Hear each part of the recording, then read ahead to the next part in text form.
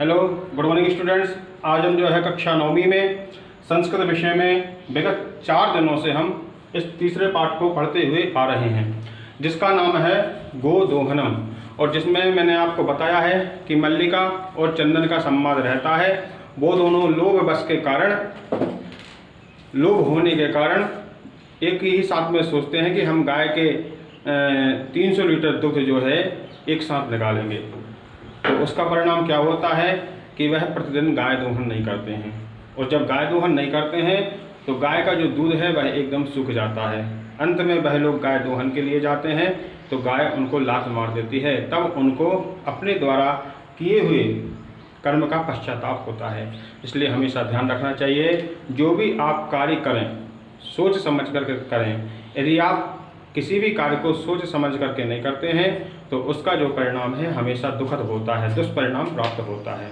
इसलिए इस बात का हमको भी एक कहानी हमको शिक्षा प्रदान करती है, एक कहानी हमको शिक्षा देती है कि कभी भी बिना सोचे समझे किसी भी कार्य को नहीं करना चाहिए, नहीं तो निश्चित है कि उसका दुष्परिणाम हमको प्राप्त होता है। तो आइए, कुछ कहानी का कुछ और भाग रह गया है जिसको आज हम पूरा करेंगे और पूर्ण करने का प्रयास करेंगे। मुझे आशा है कि आप लोग घर पे रह करके समय का सदुपयोग कर रहे होंगे। आइए तो हम पुनः उसी पाठ की ओर चलते हैं। श्लोक से प्रारंभ करते हैं। कार्यम अद्यतनीयम वा तद अद्यैव विधीयताम। कार्यम यानी जो कार्य है वह यदि आज का है तो हमको आज ही करना चाहिए। ठीक है, कोई सा भी कार्य हो, जैसे हमारा अभी विद्याध्ययन का समय है तो हमको विद्याध्ययन करना चाहिए। जब हमारा सोने का समय हो तो उस समय हमको सोना चाहिए। तो इस तरह से जिस समय जो कार्य जिस समय के लिए बना है हमको वही कार्य करना चाहिए। लेकिन यदि हम बाद में जब रात्रि में यदि जागेंगे, दिन में सोएंगे, तो निश्चित है कि हमको इसके जो परिणाम हैं वह दुखद ही प्राप्त होंगे, हमको जीवन में दुख प्राप्त होगा। इसलिए कार्यम अद्यतनीयम, यदि आज का कार्य है तो हमको आज ही करना चाहिए। तद अद्यैव विधीयताम, यानी तद यानी उसको, अद्यैव यानी आज ही विधीयताम यानी करना चाहिए। नहीं तो विपरीते गतर्यस्य कष्टम लभते ध्रुवम। यदि हम जिस कार्य का जो समय है उस समय उसको नहीं करते हैं तब निश्चित ही हमको कष्ट प्राप्त होता है। क्या होता है? हमको कष्ट प्राप्त होता है और जीवन में दुख प्राप्त होते हैं। इसलिए आम भरतः सत्यमेव मयापि पठितम यत्, मल्लिका ने कहा कि यह सत्य है और मेरे द्वारा भी ऐसा पढ़ा गया है और सुना गया है। सुविचारी विधातव्यम कार्यम कल्याण कांक्षणम। सुविचार यानी अच्छे विचार पूर्वक, विधातव्यम यानी करना चाहिए। किसको? कार्य को। यदि मनुष्य अपने जीवन में सुख प्राप्त करना चाहता है तो किसी भी कार्य को हमको जो है अच्छे से करना चाहिए। यह करोत्य अविचार्य तत्, यह यानी जो, करोत्य यानी करोति, अविचार्य तत् यानी अविचार पूर्वक किसी कार्य को करता है, सा विषीदति मानवः, वह मनुष्य हमेशा दुखों को प्राप्त होता है। किंतु प्रत्यक्षतया अद्य एव अनुभूतम यत्, लेकिन आज मैंने यह प्रत्यक्ष देखा। वो मल्लिका बोल रही है कि आज मैंने यह प्रत्यक्ष देखा। इसलिए सर्वे दिनस्य कार्यम तस्मिन्नेव दिने कर्तव्यम। दिनस्य कार्य यानी दिन का जो कार्य है उसी दिन करना चाहिए। यह एवं न करोति सा कष्टम लभते ध्रुवम, और जो उस कार्य को नहीं करता है वह निश्चित ही दुख को और कष्ट को प्राप्त होता है।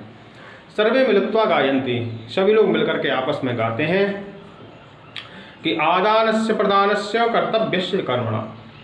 आदानस्य और प्रदानस्य, हमसे कोई वस्तु लेना हो किसी से, हमको कोई वस्तु किसी से लेना हो तो समय रहते हुए उसको प्राप्त कर लेना चाहिए, नहीं तो वह वस्तु नष्ट हो जाती है। ठीक है।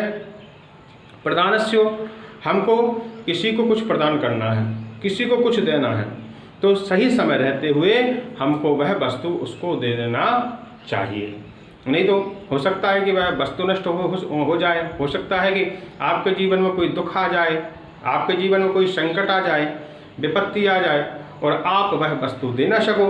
तो इसलिए समय रहते हुए हमको आदान प्रदान करना चाहिए।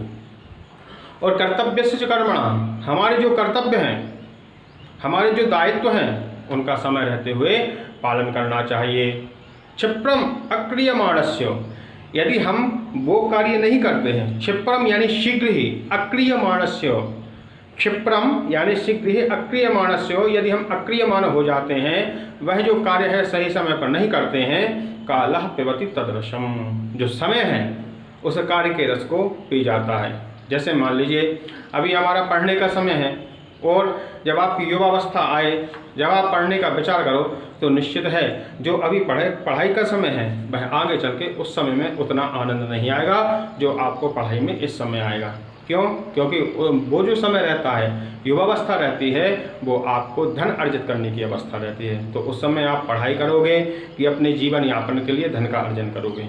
तो इसलिए जो काल के साथ में उस कर्तव्य का, उस दायित्व का, उस आदान प्रदान का जो रस है वह भी निकल जाता है। ठीक है, तो यहाँ पर आप देख रहे हैं ये श्लोक हैं, मैंने इनके आपको अर्थ बताए हैं। तो आपको अच्छी तरह से इन श्लोकों को पढ़ना है, समझना है और समझ करके इनके जो भावार्थ हैं इनको भी समझना है। उसके बाद आप देख रहे हैं यहाँ पर शब्दार्थ दिए हुए हैं। क्या दिए हुए हैं? शब्दार्थ। आप इनको देख देख करके पढ़ पढ़ करके समझने की चेष्टा करेंगे।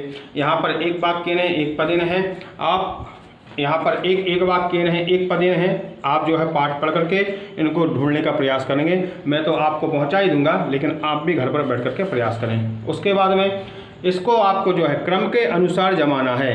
अभी जो है बिल्कुल एकदम यहाँ वहाँ पर हैं, पर आपको इनको क्रम संयोजन करना है। ठीक है, उसके बाद में ये जो संधियाँ, संधि विक्षेप करना है, और ये जो कहानी है, ये कहानी का अर्थ है, इसको पढ़ करके समझना है। तो आज के लिए इतना है, सफिशिएंट है, पर्याप्त है। मुझे आशा है कि आप लोग घर पर पढ़ रहे होंगे। धन्यवाद।